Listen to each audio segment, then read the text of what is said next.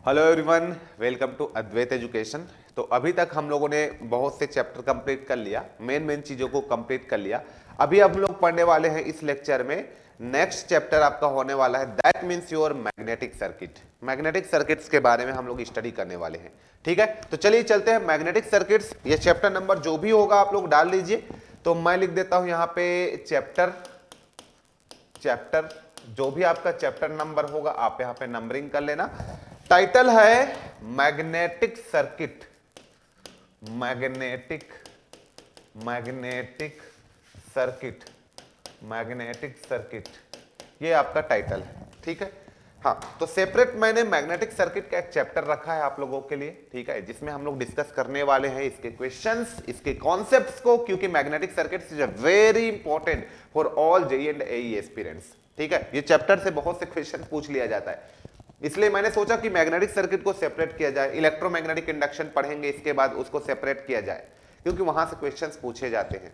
ठीक है, और बहुत कॉन्सेप्चुअल चीजें हैं मशीन वगैरह सब्जेक्ट्स को पढ़ने के लिए। तो जैसे कि हम लोग देखते हैं हर चैप्टर में थोड़ा सिलेबस के बारे में बात करते हैं।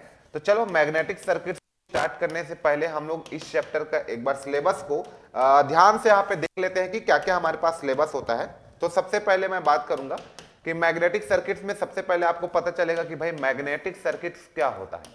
मैग्नेटिक सर्किट्स के बारे में हम लोग बातें करेंगे। ठीक है, कि मैग्नेटिक सर्किट्स क्या होता है, क्या डेफिनेशन होता है, इलेक्ट्रिक सर्किट मैग्नेटिक सर्किट्स में डिफरेंस क्या है, थोड़ा उसके बारे में बात करेंगे। फिर जस्ट मैग्नेटिक सर्किट्स के बाद आपका आ जाता है यहां पे एमएमएफ। एमएमएफ क्या होता है, मैग्नेटोमोटिव फोर्स क्या है ना, इसके बारे में आप बातें करते हो। फिर ऐसे फ्लक्स आ जाता है कि फ्लक्स क्या होता है। फिर आपका चौथा मैं बात करूं फ्लक्स डेंसिटी क्या होता है। ये कुछ टर्मिनोलॉजी के बारे में कंप्लीटली हम लोग बात करेंगे। फ्लक्स डेंसिटी क्या होता है, ठीक है, इसके बारे में बात करेंगे। फिर हम लोग यहाँ पे परमीबिलिटी के बारे में बात करेंगे, परमीबिलिटी के बारे में। तो ये कुछ परमीबिलिटी वगैरह आ जाएगा। ठीक है, परमीबिलिटी जिसको हम लोग बोल देते हैं म्यू। ठीक है, एंड हम लोग यहाँ पे एच के बारे में बात करेंगे, where H is the magnetic field intensity या मैग्नेटाइजिंग फोर्स जिसको आप लोग बोलते हो, उसके बारे में बात करोगे। और बहुत सारे चीज है, जैसे कि आप यहाँ पे देखते जाओगे कि परमियंस क्या है, परमियंस क्या है, ये आप देखोगे परमियंस के बारे में। फिर आप लोग यहाँ पे देखोगे परमियंस, रिलक्टेंस, ये सब पहले देखते जाओगे आप। रिलक्टेंस क्या है, परमियंस क्या है, रिलक्टिविटी क्या होता है, रिलक्टिविटी क्या होता है, इन सब का यूनिट आप देखते जाओगे। रिलक्टिविटी होता क्या है, ये सब कुछ टर्मिनोलॉजी के बारे में कंप्लीटली आप लोगों से मैं बातें करूंगा। जैसे मैं टर्मिनोलॉजी के बारे में बात कर लूंगा, उसके बाद जस्ट आपका यहाँ पे आता है, जैसे कि मैं लिख देता हूं यहाँ पे टाइप ऑफ सर्किट। जैसे कि आपका सीरीज सर्किट का क्या कॉन्सेप्ट होता है, तो ये सीरीज सर्किट के बारे में आप देखोगे। फिर आपका यहाँ पे आता है पैरेलल सर्किट के बारे में बातें करोगे आप, पैरेलल सर्किट के बारे में आप बात करोगे। सीरीज सर्किट क्या है, पैरेलल सर्किट क्या है। फिर आप यहाँ पे लीकेज कोफिशिएंट के बारे में बात करोगे, जिसको लेमडा से डिनोट करते हो। लीकेज कोफिशिएंट क्या होता है ना, leakage coefficient less than 1 greater than 1 क्या होता क्या है, उसके बारे में देखोगे। फिर आप यहाँ पे फ्रिंजिंग इफेक्ट के बारे में देखोगे कि भैया फ्रिंजिंग इफेक्ट क्या होता है, यहाँ पे फ्रिंजिंग इफेक्ट क्या होता है। फिर थोड़ा सा मैं बोलूंगा यहाँ पे 14वां पॉइंट में थोड़ा हम लोग यहाँ पे मैग्नेटाइजिंग कर्व के बारे में बात कर लेंगे कि है ना, ये जो होता है मैग्नेटिक मटेरियल के लिए क्या होता है, नॉन मैग्नेटिक मटेरियल के लिए क्या होता है, मैग्नेटाइजिंग कर्व वो हम लोग देखेंगे। ठीक है, मटेरियल, टाइप ऑफ मटेरियल पढ़ के आप आए रहते हो वैसे। फिर लास्ट में मैग्नेटाइजिंग कर्व वगैरह देखने के बाद यहाँ पे डिफरेंस देखते हो, मैग्नेटिक सर्किट और इलेक्ट्रिक सर्किट में क्या डिफरेंस होता है, ये पहले देख लेंगे थोड़ा हम लोग। ये सारे टर्मिनोलॉजी के बाद इसी को देख लेंगे। मैग्नेटिक सर्किट और इलेक्ट्रिक सर्किट में डिफरेंस क्या है, सिमिलैरिटी डिसिमिलैरिटी क्या होते हैं, उसके बारे में आप बातें करोगे। ठीक है, तो कुल मिला के ये चैप्टर जो है ये सब चीज आप पढ़ने वाले हो। मैग्नेटाइजिंग कर्व में थोड़ा सा आप यहाँ पे हिस्ट्रेसिस वगैरह के बारे में, या बीएच कर्व जिसको आप बोलते हो, magnetising curve is nothing but BH curve, जिसको आप हिस्ट्रेसिस लॉस के बारे में थोड़ा सा देखते हो, तो वो सब के बारे में मैं बातें करूंगा। तो ओवरऑल मैग्नेटिक सर्किट्स में यही सारे पॉइंट्स को, यही सारे टर्मिनोलॉजीज के बारे में स्टडी करते हो आप, और क्वेश्चन जो बनता है यही से बनता है। तो ये थ्योरेटिकल सेक्शन रहेगा, यहीं पे मैथमेटिकल सेक्शन भी रहने वाला है, रिलेशनशिप वाला भी रहने वाला है ना। तो ये सबको पढ़ेंगे, इससे रिलेटेड जितने न्यूमेरिकल आता है वो सबको हम लोग पढ़ेंगे, चाहे मेंस का न्यूमेरिकल हो, जेई वगैरह का, एसएससी जेई का, चाहे आपका प्री में जो आता हो, चाहे आपका कोई भी स्टेट की एग्जाम, इंजीनियरिंग एग्जाम में आता हो, वो सब को हम लोग यहाँ पे देखने वाले हैं। कंप्लीट कवरेज हम लोग यहाँ पे करने वाले हैं मैग्नेटिक सर्किट का, राइट। ओके, तो आई होप आप सभी लोगों को सिलेबस जो है वो समझ में आ गया होगा, ठीक है। तो चलिए यहीं पे हम लोग स्टार्ट करते हैं अब चैप्टर का। मस्त तरीके से कॉपी बनाओ, आप लोग नोट्स बनाओ, चैप्टर के स्टार्ट करते हैं। चलो, तो सबसे पहला आता है हमारे पास टर्मिनोलॉजी आपका मैग्नेटिक सर्किट का। पहला टर्मिनोलॉजी आप लोग का आता है मैग्नेटिक सर्किट का। तो यहां पे मैं ले लेता हूं first is your magnetic circuit, magnetic circuit. First terminology आप लोग का आता है मैग्नेटिक सर्किट। अब मैग्नेटिक सर्किट की बात करोगे तो what is magnetic circuit? Electric circuit हम लोगों ने किसको बोला था? The closed path follow by current is called the electric circuit. वैसे मैं मैग्नेटिक सर्किट्स की बात करूंगा तो ये भी क्या है? एक क्लोज्ड पाथ है। तो क्या लिखूंगा मैं यहां पे? The closed path follow by flux, the closed path, closed path, the closed path follow by the closed path follow by flux, the closed path follow by flux is called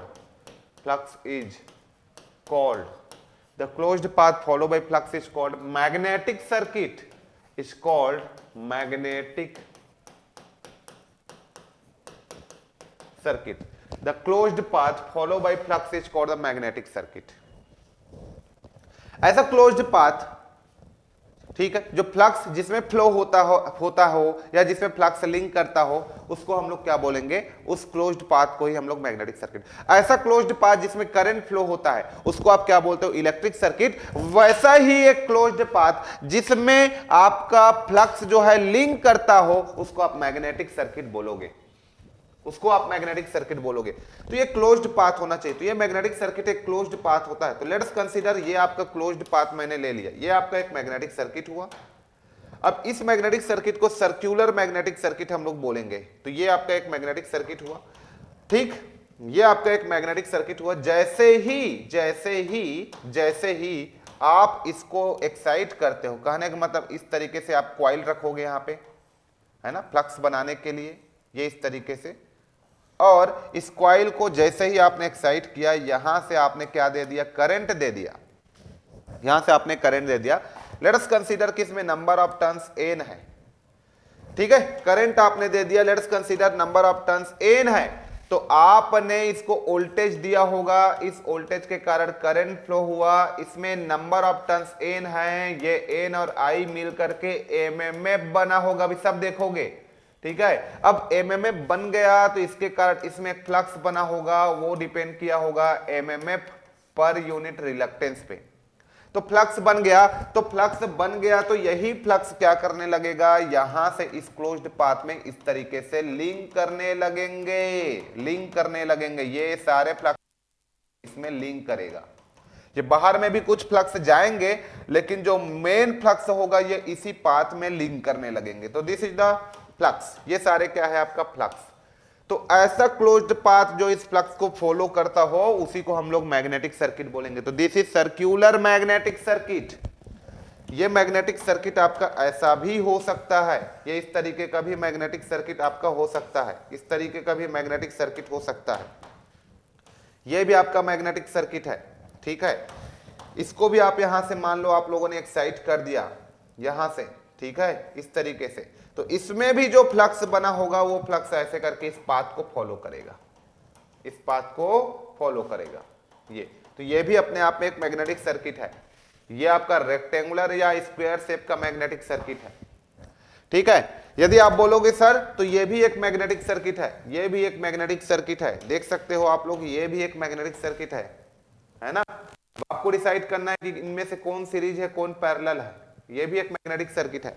let us consider कि मैंने यहां पे इस तरीके से coil को रख दिया बीचों बीच, ठीक है, इस तरीके से, और यहां से मैंने एक्साइट कर दिया यहां से, ठीक। तो ये भी अपना एक मैग्नेटिक फील्ड जो है बनाया होगा और ये जो है पाथ में इस तरीके से लिंक करने लगेगा, आधा इधर आधा इधर, ठीक। तो ये भी मैग्नेटिक सर्किट है, सीरीज सर्कुलर मैग्नेटिक सर्किट।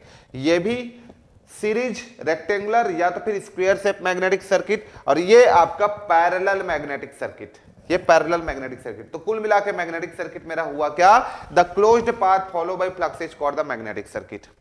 अब ये जो मैग्नेटिक सर्किट जो होता है इसमें क्या क्या की नीड होती है, मैग्नेटिक सर्किट में क्या क्या की नीड होती है।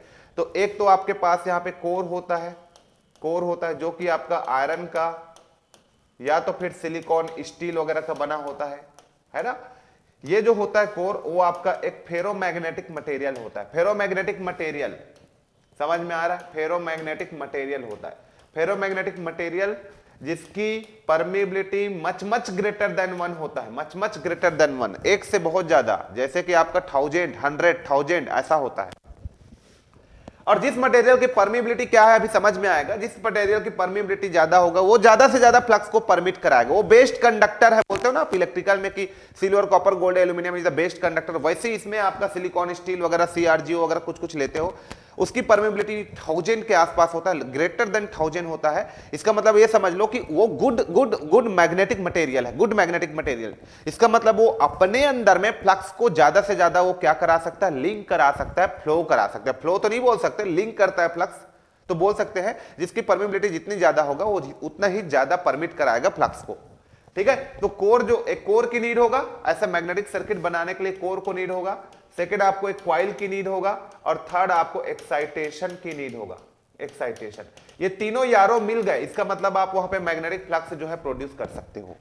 मैग्नेटिक फ्लक्स तो कोर और एक्साइटेशन से भी हो, क्वाइल और एक्साइटेशन से भी हो सकता है, लेकिन उसको एक प्रॉपर वे में आपको फ्लो कराना है तो आपको कोर की जरूरत पड़ेगा।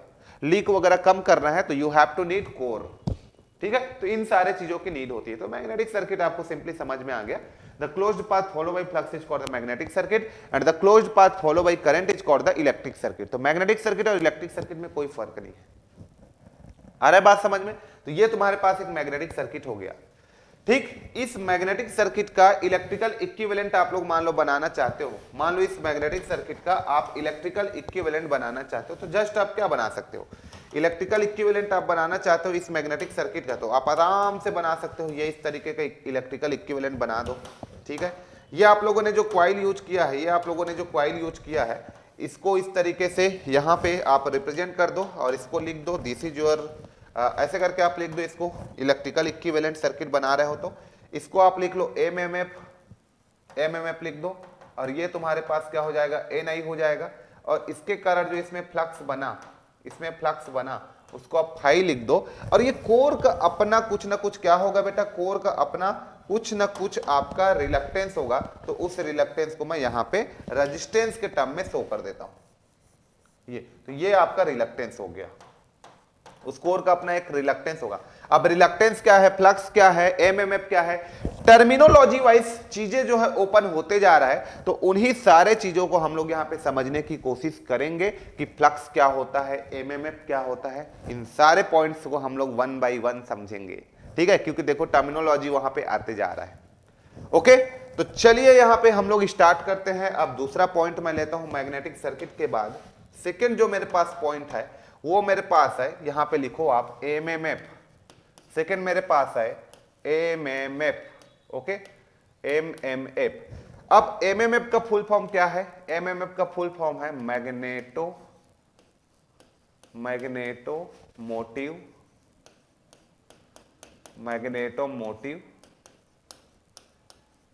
Force, magnetomotive force. एमएमएफ का जो फुल फॉर्म है मैग्नेटोमोटिव फोर्स, एमएमएफ का फुल फॉर्म क्या है, मैग्नेटोमोटिव फोर्स, ओके। अब ध्यान से देखिए, एमएमएफ का फुल फॉर्म आपके पास है मैग्नेटोमोटिव फोर्स, इतना क्लियर हो गया, ठीक। मैग्नेटोमोटिव फोर्स आप एमएमएफ का फुल फॉर्म हो गया, ठीक है।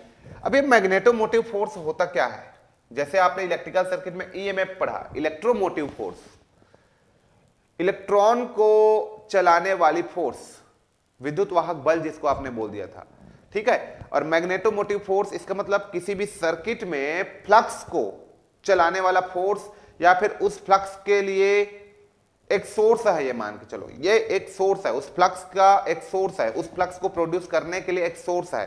तो कुल मिला के मैग्नेटोमोटिव फोर्स को मैथमेटिकली आप देखोगे तो ये क्या होता है, मैग्नेटोमोटिव फोर्स को आप देखोगे तो पहला फॉर्मूला हम लोग लिख देते हैं, नंबर ऑफ टर्न्स कितना है कॉइल का और कितना करंट है, ये दोनों का प्रोडक्ट को ही आप क्या बोल देते हो, एमएमएफ बोलते हो। इन दोनों के प्रोडक्ट को एमएमएफ बोलते हो। अब देखो यहाँ पे एमएमएफ जो है इसका यूनिट क्या होगा, करंट का यूनिट क्या होता है, एम्पियर, और ये तो टर्न्स है तो इसको लिख दिया जाता है टर्न्स। तो इसका यूनिट क्या होता है, इसका जो यूनिट है वो आपका एम्पियर टर्न्स होता है, एम्पियर टर्न्स। इसका जो यूनिट होता है वो आपका क्या होता है, एम्पियर टर्न्स होता है।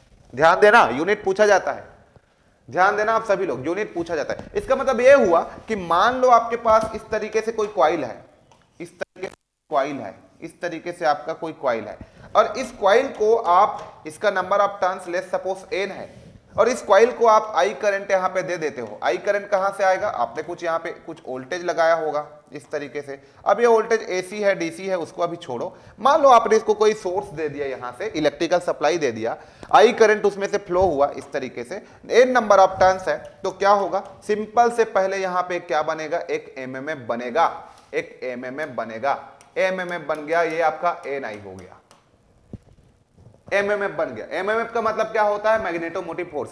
जैसे ही एमएमएफ बना मेरे प्यारे बच्चों, तो इसके कारण यहां पे क्या बन जाएगा, एक फ्लक्स बन जाएगा। फ्लक्स क्या होता है आपका, एमएमएफ डिवाइडेड बाय रिलक्टेंस, ये फ्लक्स बन जाएगा। तो सबसे पहले आप किसी भी कॉइल को सप्लाई देते हो तो वहां पे एक एमएमएफ बनता है। एमएमएफ मतलब इलेक्ट्रोमोटिव फोर्स, जो कि क्या होता है, उस फ्लक्स के लिए रेस्पॉन्सिबल होता है। जितना ज्यादा एमएमएफ उतना ज्यादा फ्लक्स, तो ये आपका एमएमएफ बन गया।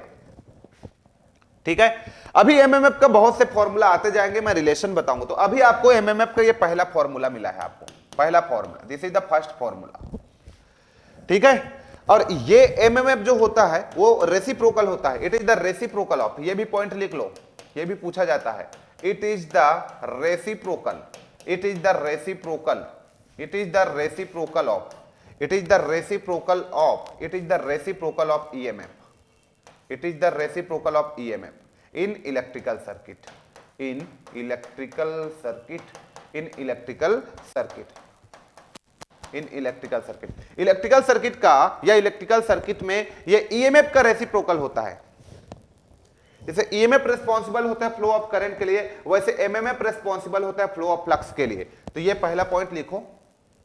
दूसरा पॉइंट ये लिखो, MMF responsible for, MMF responsible, MMF responsible for flux, link of flux, या मैं लिख देता हूं डायरेक्ट फ्लक्स। अरे बात समझ में, तो ये एमएमएफ अभी थोड़ा सा समझ में आ गया, धीरे धीरे और समझ में आएगा, चीजों को फील करो पहले। ठीक है, ये दो हो गया, एमएमएफ बन गया। मैग्नेटिक सर्किट में जैसे ही आपने सप्लाई दिया, करंट दिया, नंबर ऑफ टर्न्स का कॉइल यूज किया, उसमें एमएमएफ बन गया, एक फील्ड जो है सेटअप हो गया है, मान के चलो। ठीक है, तो उस फील्ड को समझने के लिए कुछ टर्मिनोलॉजी हम लोग यूज करते हैं। तो तीसरा मैं यहां पे थर्ड टर्मिनोलॉजी ले रहा हूं, उस फील्ड जो सेटअप हुआ है उसको समझने के लिए मैं एक टर्मिनोलॉजी यहां पे यूज करूंगा, जिसको मैं बोलूंगा मैग्नेटिक फ्लक्स, जिसको मैं बोलूंगा मैग्नेटिक फ्लक्स, जिसको मैं बोलूंगा मैग्नेटिक फ्लक्स। और इस मैग्नेटिक फ्लक्स को हम लोग फाई से डिनोट करते हैं। फील्ड सेटअप हुआ है, उस फील्ड को समझने के लिए, जैसे किसी भी कॉइल को आप इलेक्ट्रिकल सप्लाई देते हो, चाहे आप डीसी दो चाहे आप एसी दो, उसमें एक फील्ड सेटअप होगा, चाहे फील्ड स्टैटिक हो चाहे डायनेमिक हो, फील्ड तो सेटअप होगा। किसी भी कॉइल को यदि आप सप्लाई दे दोगे, चाहे वो एसी दो चाहे डीसी दो, वहां पे एक फील्ड सेटअप होगा। उस फील्ड सेटअप को समझने के लिए, उस फील्ड को जानने के लिए हम लोग एक टर्म्स यूज करते हैं, that means magnetic flux, that means magnetic flux. उसको हम लोग क्या बोलते हैं, मैग्नेटिक फ्लक्स। तो मैग्नेटिक फ्लक्स क्या होता है ना, मैग्नेटिक फ्लक्स क्या होता है, it is the magnetic field, है ना, विच इज प्रोड्यूस्ड बाई, हम लोग क्या बोल देते हैं यहां पे, मैग्नेटिक फ्लक्स। जो हमारे पास टर्मिनोलॉजी आया है, इसका डेफिनेशन भी आप लोग लिख सकते हो मैग्नेटिक फ्लक्स का। तो मैग्नेटिक फ्लक्स का हमारे पास डेफिनेशन क्या होता है, सबसे पहले मैग्नेटिक फील्ड हमारे पास आया है ना, इसका डेफिनेशन क्या होता है ना, मैग्नेटिक फील्ड का। तो चलो हम लोग यहां पे लिख देते हैं, the amount of magnetic flux produced by any magnetic material, क्या लिख देंगे हम लोग, the amount of magnetic field produced by magnetic material, the amount of magnetic field और magnetic line of force magnetic line of force, क्या बोला मैं, the amount of magnetic field और magnetic line of force produced by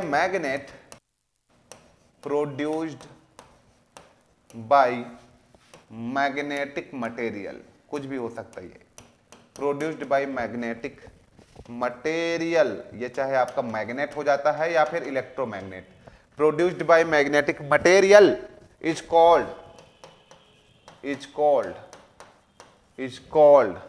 magnetic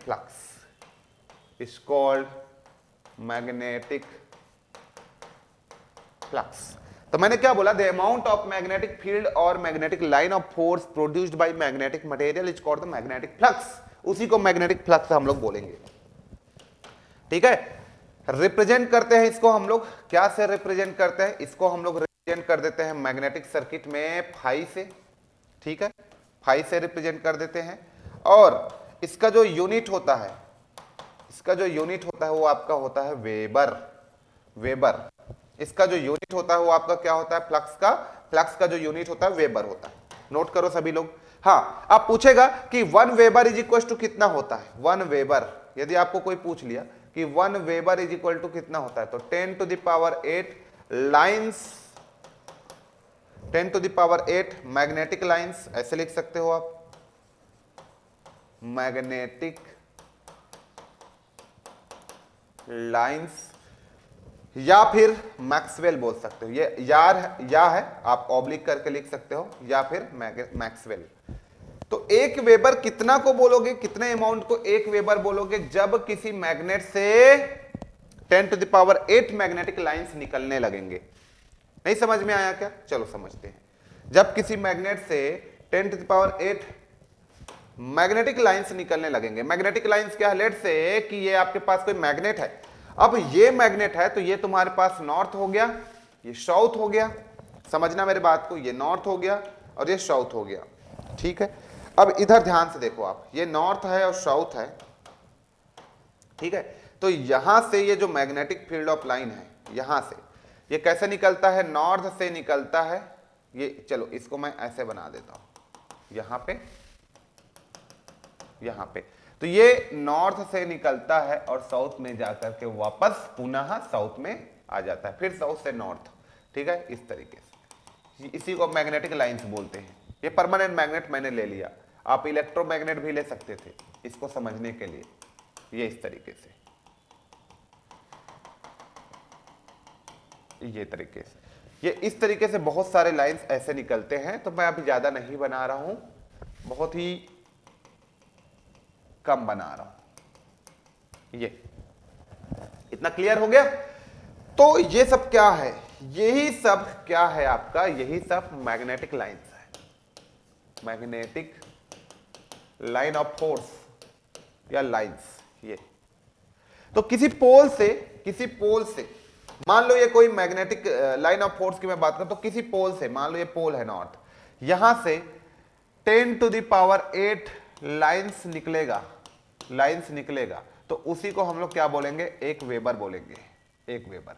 तो ये क्या को बताता है कि कोई मैग्नेट जो है वो कितना पावरफुल है, उसको बताता है। कोई मैग्नेट में जितना मैग्नेटिक लाइन ऑफ फील्ड निकलेंगे, जितना मैग्नेटिक लाइन ऑफ फोर्स निकलेंगे, वो मैग्नेट उतना ही पावरफुल है, मतलब जितना उसका फ्लक्स होगा उतना ही ज्यादा वो पावरफुल होगा।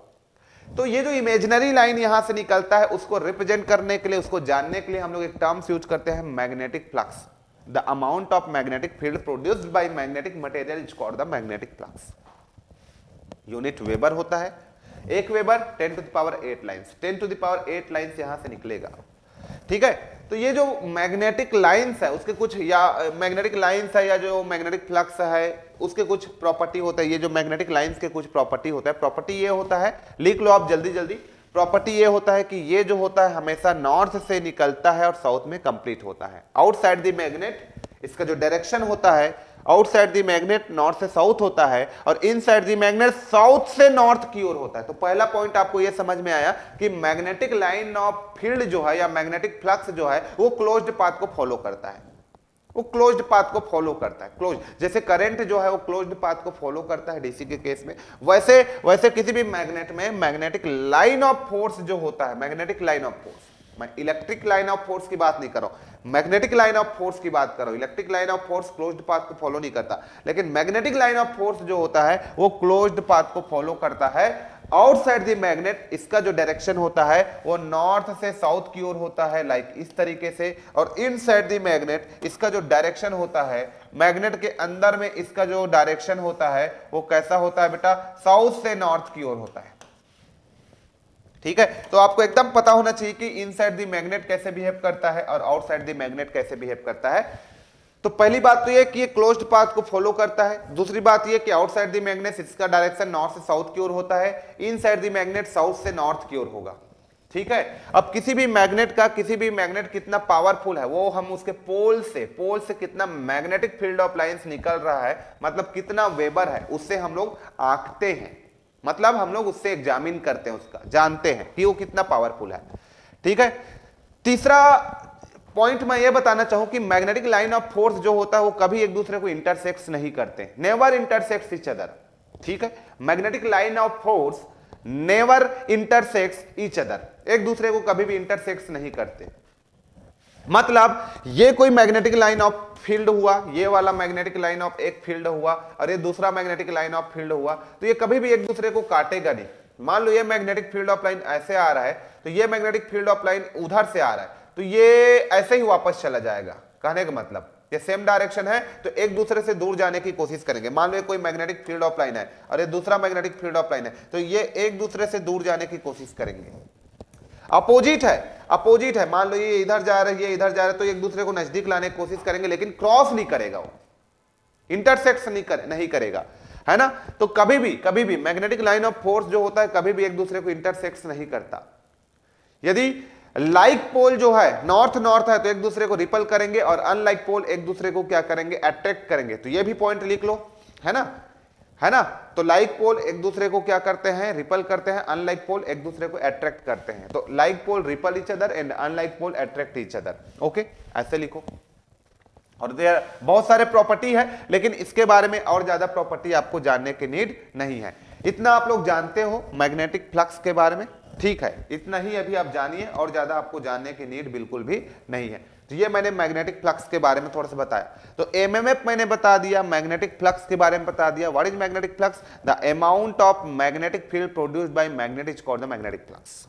फिर आ गया, थोड़ा सा समझ में आ गया, ठीक है। चलो अगला हम लोग देखते हैं, थर्ड पॉइंट हो गया। अब मैं लेता हूं मैग्नेटिक सर्किट लिए, फिर हम लोगों ने एमएमएफ प्रोड्यूस किया। अब हम लोगों ने देख लिया कि कैसे फ्लक्स वहां पे क्या हुआ, प्रोड्यूस हो गया, है ना। फ्लक्स कैसे प्रोड्यूस हो गया, तो अल्टीमेटली हमारा फ्लक्स कैसे प्रोड्यूस हुआ, एक बार देख लो फ्लक्स कैसे प्रोड्यूस हुआ। लेट्स से मेरे पास एक वोल्टेज है, ये VT है, ये VT है ना। ये VT मैंने किसको दे दिया, मान लो ये VT मैंने किसी कॉइल को दे दिया, ठीक है। तो इस वोल्टेज को मैंने दिया, तो इस वोल्टेज के कारण एक करंट प्रोड्यूस हुआ होगा। ये आपका कितना प्रोड्यूस हुआ होगा, लेट से मैंने साइनोसॉइडल दिया, तो ये साइनोसॉइडल आपका करंट, मान लो मैंने साइनोसॉइडल दिया, ठीक है।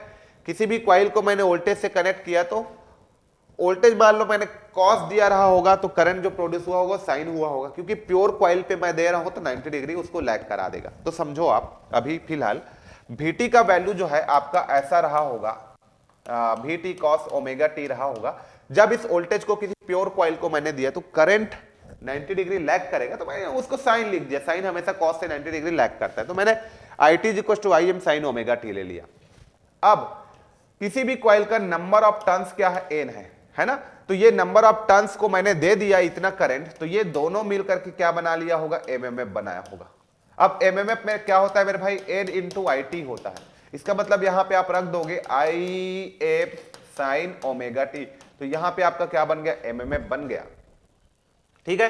अब ये जो एमएमएफ है, किसी भी कॉइल का, हर एक कॉइल का, हर एक कंडक्टर का, हर एक मटेरियल का अपना एक प्रॉपर्टी होता है कि वो अपोज करता है, लिंक करने से, फ्लक्स को लिंक करने से अपोज करेगा, है ना। जैसे कि आपका किसी भी कंडक्टर में करंट भी फ्लो कराओगे ना, तो वो करंट को फ्लो करने का अपोज करेगा, उसको रेजिस्टेंस बोलोगे। जैसे पेन है, पेन नीचे गिरा हुआ है, मैं उसको उठाऊंगा तो ये अपोज करेगा उठने का, क्यों? क्योंकि इसका अपना खुद का वेट है। वैसे कंडक्टर में कुछ रेजिस्टेंस होता है, वैसी मैग्नेटिक मटेरियल का कुछ रिलक्टेंस होता है, जो क्या करता है, जो फ्लक्स को फ्लो कराने से या लिंक कराने से रोकेगा, या जो कंडक्टर है तो कंडक्टर करंट को फ्लो करने से रोकेगा। That is resistance, that is reluctance, that is inertia. तो हर कुछ ना कुछ प्रॉपर्टी रहता ही है जो हमारे काम में हमेशा डिस्टरबेंस क्रिएट करता ही है, ठीक है। वैसे इसके पास भी होता है रिलक्टेंस। रिलक्टेंस फ्लक्स को लिंक करने से रोकता है। तो अब फ्लक्स यहां पे क्या बन गया बेटा, आपका एमएमएफ बन गया। इस एमएमएफ के कारण फ्लक्स बनेगा। फ्लक्स क्या होता है आपके पास, एमएमएफ बाय रिलक्टेंस। रिलक्टेंस उस कंडक्टर का मैग्नेटिक मटेरियल का अपोजिशन है, फ्लक्स को लिंक करने से रोकता है, उसका अपोजिशन को एस से डिनोट करता है, तो रिलक्टेंस।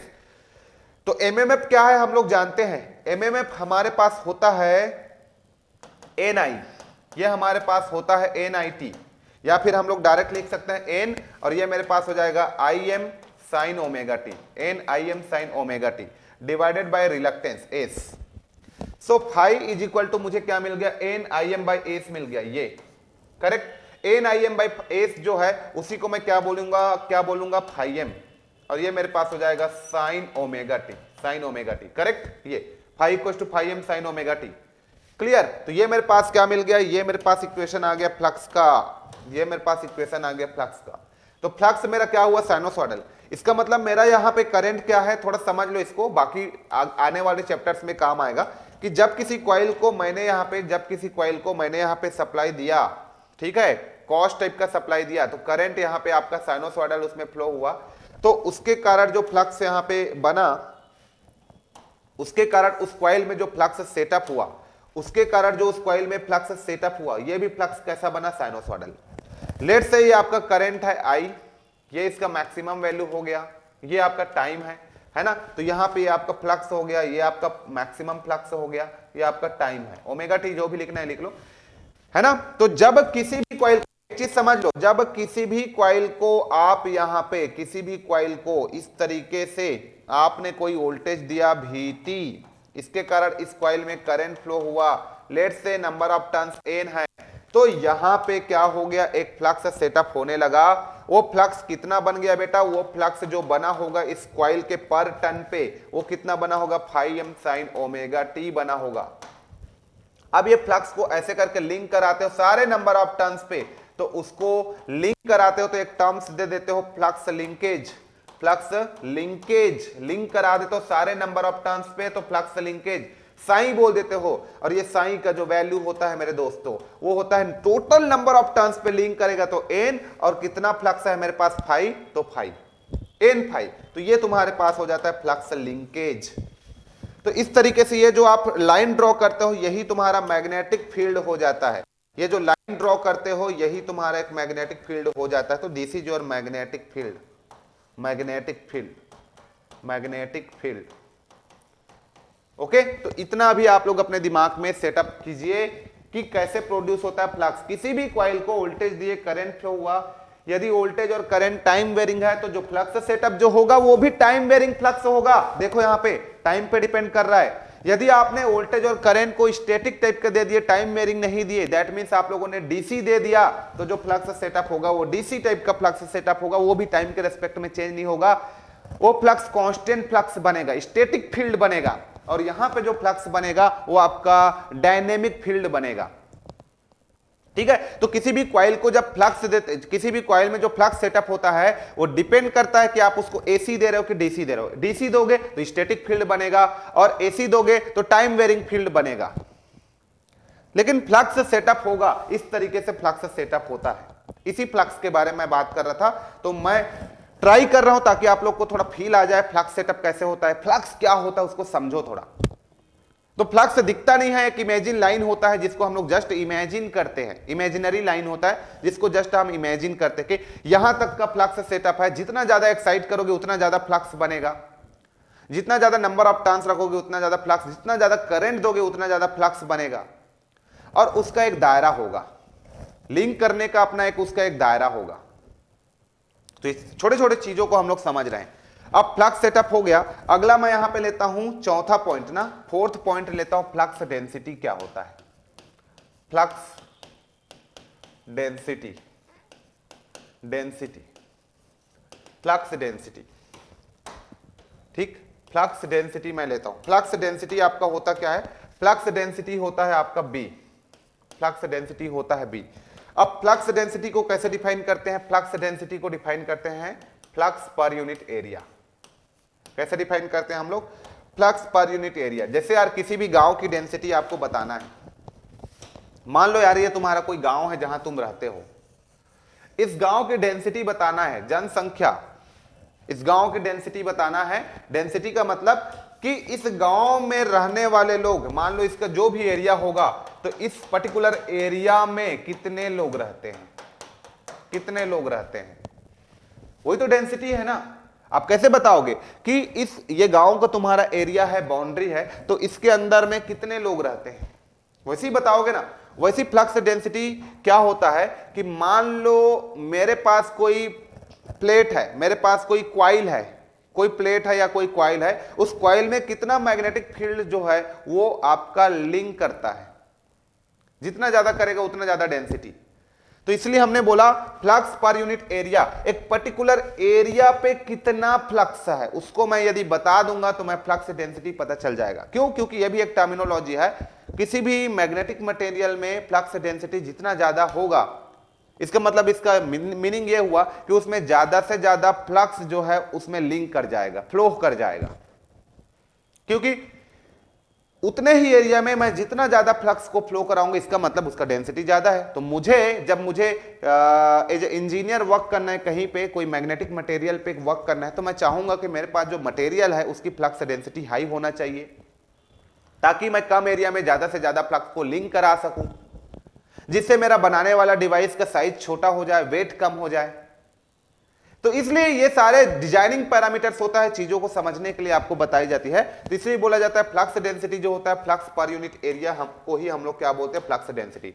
तो लिख लो फ्लक्स, मैथमेटिक्स हो, अब इसको लिख लो flux per unit area, flux per unit area, flux per unit area is called flux density, is called flux density, is called flux density, flux per unit area is called the flux density.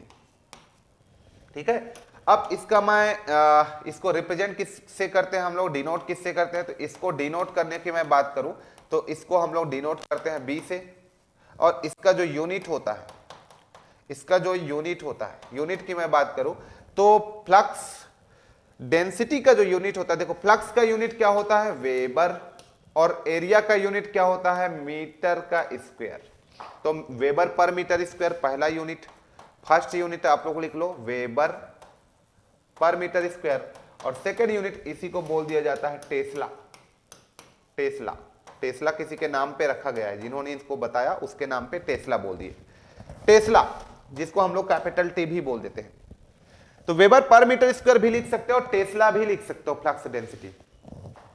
आ रहा बात समझ में? Flux density, flux को हम लोग क्या लिख सकते हैं? फ्लक्स को हम लोग लिख सकते हैं बी इंटू ए, ये भी लिख सकते हैं, है ना। फ्लक्स को ऐसा भी लिखा जा सकता है। जरा इसको समझते हैं, जरा इसको हम लोग थोड़ा सा समझ लेते हैं। ठीक है, लेट अस कंसीडर कि ये हमारे पास एरिया ऑफ प्लेन है ना। यदि मैं बोल दूंगा, पहला केस मैं लेता हूं, यदि एरिया ऑफ प्लेन जो होगा वो परपेंडिकुलर होगा टू दी मैग्नेटिक फील्ड, तो मैं लिख देता हूं area of plane, when area of plane, area of plane perpendicular to the perpendicular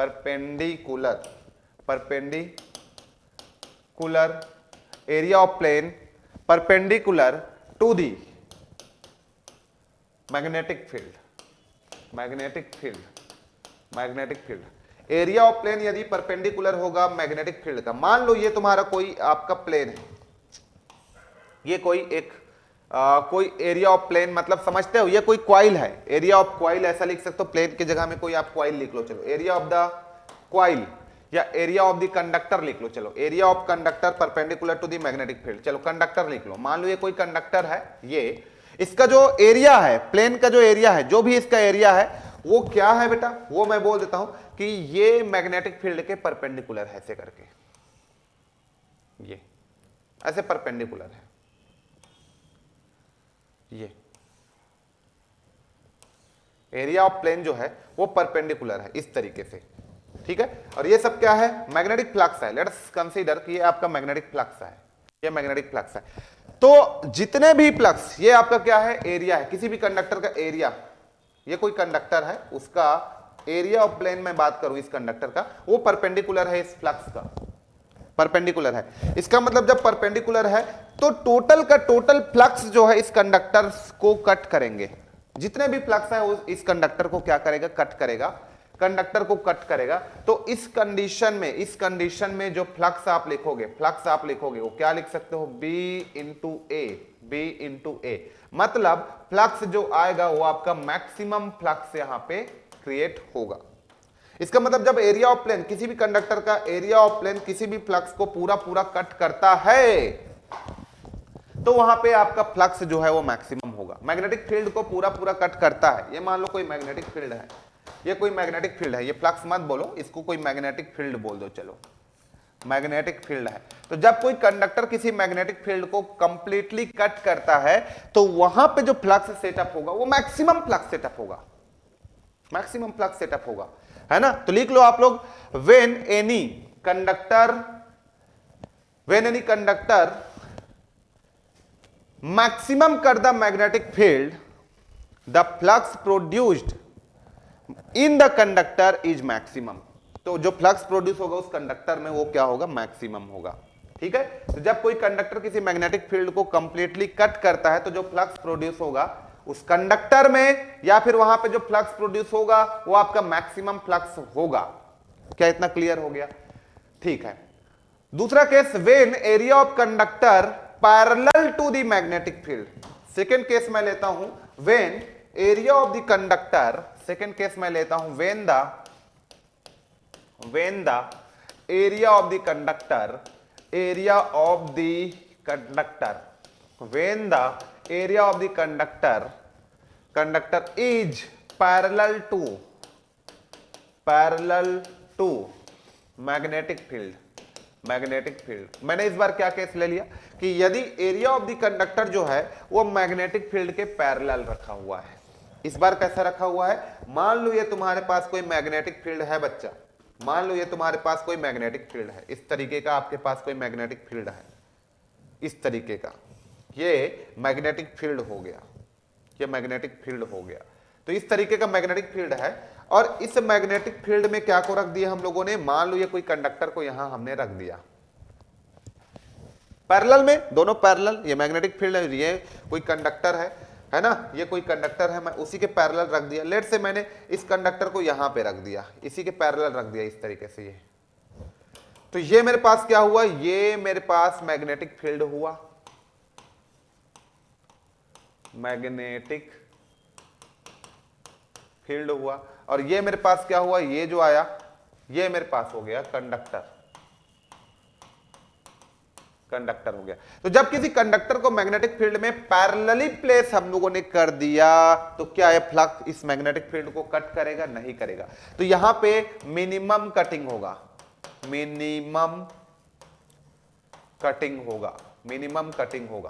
तो यहां पे मिनिमम कटिंग होगा। और जब मिनिमम कटिंग यहां पे होगा, इसका मतलब क्या होगा, जो फ्लक्स जो होगा वो मिनिमम होगा, मिनिमम फ्लक्स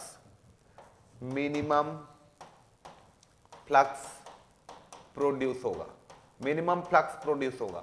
इसका मतलब यहां पे जो फ्लक्स होगा वो B इंटू ए जो होगा, वो फ्लक्स जो होगा वो आपका मिनिमम होगा, क्योंकि कट ही नहीं कर रहा है ना, बहुत कम कट कर रहा है, एक आध लाइन ही कट कर रहा है, उसमें जितने मैग्नेटिक फील्ड ऑफ लाइन था सब कट कर रहा था, तो इसलिए फ्लक्स जो है मैक्सिमम हुआ था। इसमें एक आध लाइन कट कर रहा होगा तो मिनिमम फ्लक्स प्रोड्यूस होगा। तो क्या हुआ कि जब किसी प्लेन ऑफ कॉइल को किसी मैग्नेटिक फील्ड के परपेंडिकुलर रखोगे तो मैक्सिमम कट करेगा, तो फ्लक्स जो लिंक करेगा, फ्लक्स जो प्रोड्यूस होगा वो मैक्सिमम। और जब किसी मैग्नेटिक फील्ड, जब किसी प्लेन ऑफ कॉइल को, जब किसी कॉइल के प्लेन को आप मैग्नेटिक फील्ड के पैरेलल रखोगे, पैरेलल प्लेस करोगे, तो फ्लक्स जो प्रोडक्शन होगा वो मिनिमम होगा, फ्लक्स जो कटिंग होगा वो मिनिमम होगा। ठीक है, तो इस तरीके से आप बता सकते हो। यदि मैं when the area of the conductor, या तो when the of the plane of the coil, या when plane of the coil is parallel, when plane of the coil is perpendicular to the magnetic field. तीसरा ले लेता हूं, when plane of the coil, third case ले लेता हूं, चलो, when plane of the coil, when plane of the coil, when plane of the coil inclined to the, when plane of the coil, when plane of the coil, when plane of the coil placed, ऐसे लिख देता हूं, when plane of the coil placed inclined to the magnetic field, to the magnetic field। मैंने क्या बोला, when plane of the coil, when plane of the coil inclined to the magnetic field, तो क्या होगा, मान लो ये मैग्नेटिक फील्ड है, मान लो ये तुम्हारा कोई मैग्नेटिक फील्ड है, ये सब मैग्नेटिक फील्ड है आपका, ये इस तरीके का मैग्नेटिक फील्ड, ये मैग्नेटिक फील्ड है। ठीक, अब ये सारे मैग्नेटिक फील्ड है, तो यहां पे आप देखिए plane of the coil, plane of the coil का मतलब क्या है कि जब किसी प्लेन ऑफ द कॉइल को इस मैग्नेटिक फील्ड के इंक्लाइंड रखोगे आप, इंक्लाइंड रखोगे आप, ये इस तरीके से कोई प्लेन ऑफ द कॉइल को इस मैग्नेटिक फील्ड में आपने इंक्लाइंड रख दिया, इसका मतलब ये मैग्नेटिक फील्ड है, ये आपका मैग्नेटिक फील्ड है। तो ये जो मैग्नेटिक फील्ड है, ये वाला, ये येलो वाला, और ये आपके पास क्या है, प्लेन ऑफ द कॉइल है, कॉइल है, ये प्लेन है ऑफ द, या कॉइल है, ऐसे लिखो, इस कॉइल है, उसका प्लेन जो है वो आपका इंक्लाइंड है, ये कॉइल है। तो ये जो है इंक्लाइंड है, मान लो ये तुम्हारे पास कितना इंक्लाइंड है, मैं चेक कर लेता हूँ, चलो यहाँ से ये एक मैंने इसके पैरेलल एक लाइन खींचा तो मुझे पता चल गया कि कितना इंक्लाइंड है। ये इंक्लाइंड है यहाँ से, मैं देख पा रहा हूँ यहाँ से इंक्लाइंड है कितना डिग्री, यहाँ से ये बना रहा है थीटा डिग्री, थीटा डिग्री। ठीक है, तो ये दो कंपोनेंट में ब्रेक होगा, एक तो ये कंपोनेंट में ब्रेक होगा, ये इस कंपोनेंट में, और एक इस कंपोनेंट में। तो ये जो कंपोनेंट इसका आएगा परपेंडिकुलर, जहां पे मैक्सिमम होने वाला है ये, तो ये आपका बन जाएगा क्या, ये आपका बन जाएगा क्या, एरिया जो है इसका, प्लेन ऑफ द एरिया, मैं इसको यहां पे लिख देता हूं, एरिया मान लो इसका ए है, तो ये जो एरिया का कॉस वाला ये आपका साइन वाला कंपोनेंट बनेगा साइन थीटा, और ये जो एरिया है प्लेन ऑफ द एरिया, उसका क्या बनने वाला है, ए, ये क्या बनने वाला है आपका एरिया जो है वो आपका बनने वाला है, यहां से मैं लिख देता हूं ए एंगल बन रहा है तो कॉस थीटा। तो कुल मिला के मैं यहां पे फ्लक्स डेंसिटी लिखना चाहूंगा, कुल मिला के मैं यहां पे फ्लक्स डेंसिटी को लिखना चाहूं, तो फ्लक्स को लिखना चाहूं, फ्लक्स को यहां पे मैं फ्लक्स को लिखना चाहूंगा, तो फ्लक्स मेरा क्या हो जाएगा बी, और ये वाला लिखूंगा मैं ए साइन थीटा, और एक कंपोनेंट मेरा आएगा बी और ए कॉस थीटा, कॉस थीटा। मान लो मुझे पता है कि फ्लक्स डेंसिटी पे थीटा इज इक्वल टू मैं 90 रखता हूं, तो मुझे फ्लक्स डेंसिटी जो है मैक्सिमम मिलने वाला है, फ्लक्स जो है वो मैक्सिमम मिलना है, मैक्सिमम मिलेगा, उसी को मैं यहां पे चूज करूंगा। तो अब मैं थीटा का वैल्यू 90 पुट करूंगा दोनों में, तो ये मुझे क्या मिला फर्स्ट केस में, ये मुझे मिला phi is equal to b a sine 90, और साइन 90 का वैल्यू 1 होता है तो बी ए, और ये आपको मिल गया बी मैक्सिमम, फाई मैक्सिमम मिल गया। ठीक है, और second component theta equal to 90 पे क्या मिला, सेकेंड कंपोनेंट जो मिला मेरा है ना, सेकेंड कंपोनेंट जो मिला, दैट मीन जो सेकेंड कंपोनेंट है, ये फर्स्ट कंपोनेंट है, सेकेंड कंपोनेंट, ये बी ए कॉस 90 का जो वैल्यू है वो आपको कितना मिल गया, 0 मिल गया, मिनिमम मिल गया, है ना। तो मुझे तो पता है कि परपेंडिकुलर पे जो फ्लक्स होता है वो मैक्सिमम होता है, मतलब जब प्लेन ऑफ द कॉइल को मैग्नेटिक फील्ड के परपेंडिकुलर रखता हूं तो मुझे फ्लक्स मैक्सिमम मिलता है, तो इसलिए मैं ये वाला कंपोनेंट को इंक्लाइन के लिए यहां पे लेता हूं। फाई इज इक्वल टू मेरे को बी ए साइन थीटा, मतलब किसी भी थीटा पे किसी भी एंगल पे आप फ्लक्स डेंसिटी की फ्लक्स की वैल्यू को यहां पे डिटरमाइन कर सकते हो, किसी भी एंगल पे कैसे भी रखो प्लेन को। अब आप वहां पे क्या निकाल सकते हो, आप किसी भी एंगल पे आप वहां पे फ्लक्स की वैल्यू को कैलकुलेट कर सकते हो, तो इसलिए मैं इसको लेता हूं B a sine theta, B a sine theta. तो दो तीन चीजें यहां से समझ में आया कि जब ये कोई मैग्नेटिक फील्ड है, जब कोई प्लेन ऑफ द कॉइल को आप परपेंडिकुलर रखोगे, थीटा इक्वल टू 90 रख दो वहां पे बेटा, तो थीटा इक्वल टू 90 रखोगे तो फ्लक्स जो है मैक्सिमम आएगा। जब प्लेन ऑफ द कॉइल को पैरेलल रख दो, थीटा इक्वल टू 0 कर दो, तो साइन 0 का वैल्यू 0, मतलब फ्लक्स आपका 0 आएगा। जब किसी प्लेन ऑफ द कॉइल को इंक्लाइन किसी भी एंगल पे रख दो तो फ्लक्स की जो वैल्यू होगा वो बी ए साइन थीटा आएगा। तो 3-4 क्वेश्चन यहां से बन गए एमसीक्यू, जो आप लोगों को पूछ लिया जाता है कि कोई मैग्नेटिक फील्ड ऐसा है, कोई कंडक्टर को परपेंडिकुलर रख रहे हो, कभी पैरेलल रख रहे हो, कभी और इंक्लाइन रख रहे हो, तब आप बता सकते हो कि किस केस में फ्लक्स आपको मैक्सिमम मिलेगा। ये सब में काम आने वाला है, चाहे आप मशीन पढ़ो चाहे कुछ भी सब्जेक्ट्स पढ़ो, वहां पे ये कॉन्सेप्ट जो है आपका काम आने वाला है। आ रहा है बात समझ में? तो ये अच्छे से इसको नोट डाउन कर लीजिए आप लोग। तो ये मैंने आप लोगों को कुछ इसके बारे में मैंने बताया, प्लेन ऑफ द कॉइल के बारे में मैंने आप लोगों से बात कही, तो इसको आप थोड़ा अच्छे से एक बार पढ़िए। क्या इतना क्लियर हो गया? क्या इतना क्लियर हो गया? चलिए, इतना क्लियर हो गया। अब हम लोग बाकी टर्मिनोलॉजी की बात करेंगे। तो सबसे पहले हम लोगों ने मैग्नेटिक सर्किट के बारे में बात किया, फिर हम लोगों ने एमएमएफ के बारे में बात किया, फिर हम लोगों ने वहां पे फ्लक्स के बारे में बात किया, फ्लक्स डेंसिटी के बारे में बात किया। अब बाकी टर्मिनोलॉजी के बारे में हम लोग पढ़ेंगे, तो अगला लेक्चर में हम लोग पढ़ेंगे, क्योंकि वीडियो का लेंथ बहुत ज्यादा हो रहा है, तो मैं यहीं पे इसको स्टॉप करता हूं। बाकी चीजें हम लोग यहाँ पे नेक्स्ट लेक्चर में पढ़ने वाले हैं। तो इस लेक्चर में इतना ही बात करता हूं। Till then take care, thank you so much. देखते रहिए अगले लेक्चर को। Thank you.